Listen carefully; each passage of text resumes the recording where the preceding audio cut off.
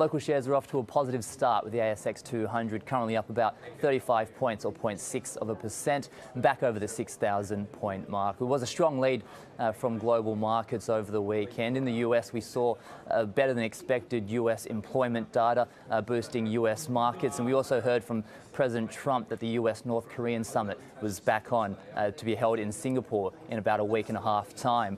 We have also seen back home the sectors that are leading the market high coming from financials and the materials spaces.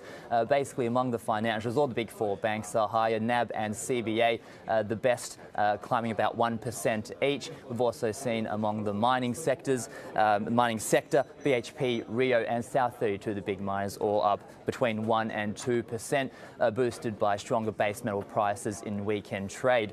Some of the weaker sectors to weigh on the market somewhat coming from the telcos, Telstra and TPG Telecom, both down between 0.5% and 1.5%.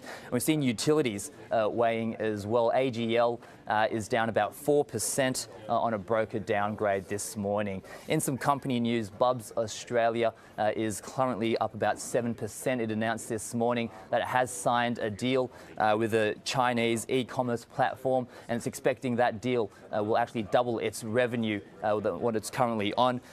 Vicinity, the shopping centre owner, is up about 2.5%. It says it's looking to sell roughly $1 billion worth of assets in regional and neighbourhood shopping centres and redeploying those funds into some of its largest centres in Sydney, Perth and Melbourne.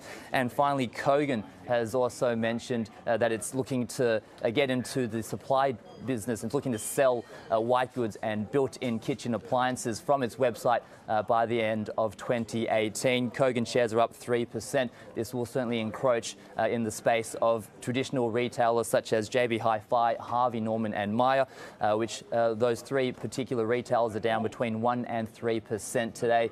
On the economic front, retail sales for the month of April has come through better than expected, a lift of about 0.4% compared to 0.3% expected for the month, and that's lifted the Aussie dollar to just shy of 76 US cents.